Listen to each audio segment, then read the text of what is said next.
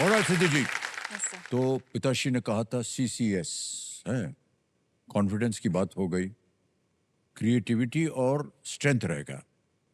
तो क्रिएटिविटी के बारे में आप हमें कुछ बताइएगा। सर एक्चुअली बात यह है कि मैं हमेशा से क्रिएटिव पर्सन हूँ। मतलब बचपन से मुझे अच्छा लगता था अलग अलग चीज़ें बनाना, क्राफ्ट करना, आर्ट करना। तो मैं ऐसे करती थी, लेकिन मैंने ऐसे कभी फॉर्मल कोचिंग नहीं ली किसी चीज़ की भी, कोई क्लास नहीं लगाया था आर्ट का। अभी रिसेंट मतलब कुछ साल पहले लॉकडाउन के वक्त मैं घर पे थी, मतलब कॉलेजेस भी ऑनलाइन थे, तो बहुत सारा टाइम था। तो मैंने अपनी स्किल को थोड़ा सा ब्रश अप करना स्टार्ट किया। अपने अपने हिसाब से जो भी पुराने मटेरियल्स थे उस पे मैंने पेंटिंग करना स्टार्ट किया, क्राफ्ट बनाना स्टार्ट किया। तो ऐसे करते करते सर मेरे दिमाग में आया कि मैं पेंटिंग बना तो रही हूँ, तो इसका करूँ क्या। तो इसलिए मैंने एक पेज बना डाला सोशल मीडिया पे, और उस पर मैं अपने सारे पेंटिंग्स, अपनी सारी कलाकृति जो है पोस्ट करती थी।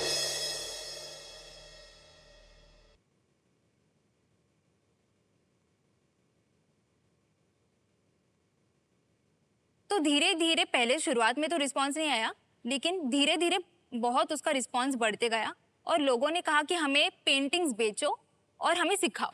सोचा कि ट्राई करके देखते हैं। तो लॉकडाउन में ही मैंने एक वर्कशॉप, ऑनलाइन वर्कशॉप ऑर्गेनाइज किया ओहो, खुद अच्छा। से ही। जो घर पे हमारा स्टैंड होता है, डब्बा वब्बा लगा के हाँ, फोन लगा दिया और पेंटिंग सिखाना शुरू किया। और सर मेरी पहली जो कमाई थी वो 3,000 रुपए थी, 2 दिन के पेंटिंग वर्कशॉप की। वाह क्या बात।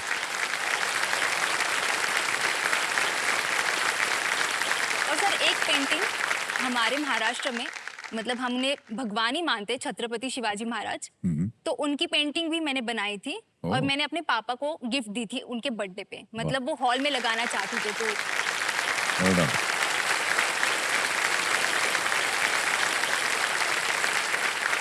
ऐसे ही करते करते एक और अपॉर्चुनिटी आई जो मिनिस्ट्री ऑफ डिफेंस की तरफ से थी। तो उन्हें रिपब्लिक डे परेड जो होती है हमारी राजघाट पे, जी हाँ, जी हाँ। उसके लिए मिनिस्ट्री ऑफ डिफेंस का ऑफिशियल न्योता बनाना था। तो देश भर से काफ़ी काफ़ी एंट्रीज आई वहाँ पे। मुझे सौभाग्य है सर कि उसमें मेरा सिलेक्शन हुआ और मेरी ओह, एंट्री जीती थी। well और done सिद्धि। जी सर। और सर उसके इनाम के रूप में उन्होंने मुझे ही नहीं, मेरे पूरे परिवार को रिपब्लिक डे परेड को भी बुलाया था एज अ VIP गेस्ट। ओह वाह क्या बात।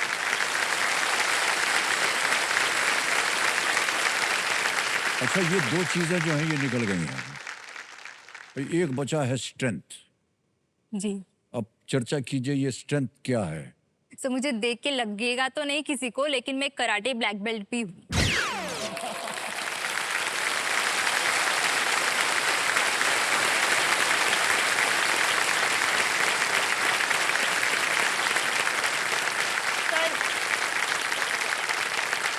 6 साल की उम्र में ही मेरे मम्मी पापा ने भेज दिया कराटे करने, और 12 साल की उम्र में तो ब्लैक बेल्ट बन के आ गई। मतलब बहुत बड़ा चेंज था मेरे लाइफ में वो। अब तक हमने जो भी इधर उधर की बातें की हैं आपके साथ, उसके लिए हम माफी चाहते हैं। कहीं लात वात मत चला अरे दीजिएगा। सर नहीं, क्या ठीक है, पानी वानी हमने आपको पिलाया है, आपका माथा पहुंच दिया है, उसको लेकर के हम जा रहे हैं घर। तो घर पे नहीं दिखाएंगे कहाँ से आया है, लेकिन आपको बता दिया है तो थोड़ा सा हम पे दया कृपा आपकी बनी रहे। Thank you.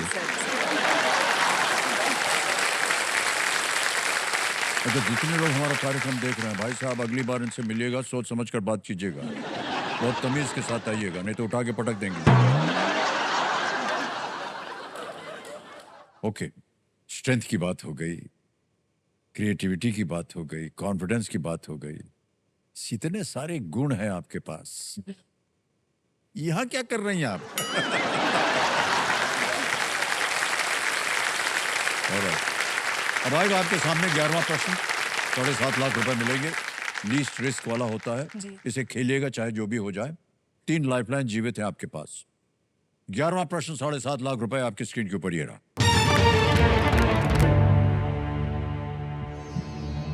भारत के वो एकमात्र उपराष्ट्रपति कौन है जिनका कार्यकाल 3 अलग अलग राष्ट्रपतियों के कार्यकाल में रहा? who is the only Vice President of India whose tenure spanned across the terms of 3 different presidents. And here are the options. A. Shri Gopal Swarup Pathak. B. Shri B.D. Jagti. C. Shri M. Hamid Ansari. या D. Shri Krishnakant. Shri Krishnakant, Shri Hamid Ansari, Shri B.D. Jatti या A. Shri Gopal Swarup Pathak.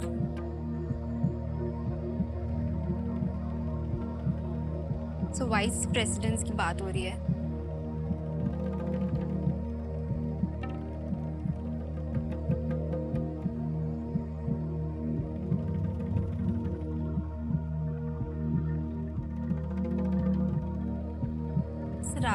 उपराष्ट्रपति के बारे में पूछा है जिसका मुझे इतना आइडिया नहीं है. मैं लाइफलाइन ले. लाइफलाइन आपके पास तीनों है. So audience poll. Audience poll लेंगे. ओके, ऑडियंस पोल लेना चाह रहे हैं, इसको अंकित कर दिया जाए कंप्यूटर जी. ऑडियंस अपने वोटिंग मीटर उठा लीजिए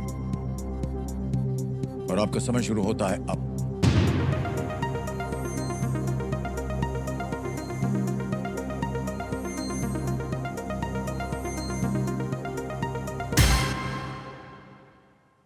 सी को सबसे ज्यादा 57%.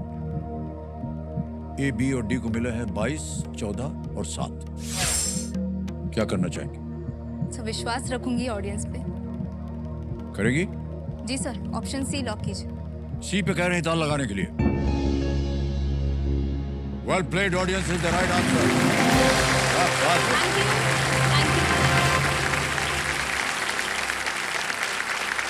श्री हमीद अंसारी 2007 से लेकर 2017 तक भारत के उपराष्ट्रपति रहे और उस दौरान श्रीमती प्रतिभा पाटिल 2007 से 2012 तक वो रहे.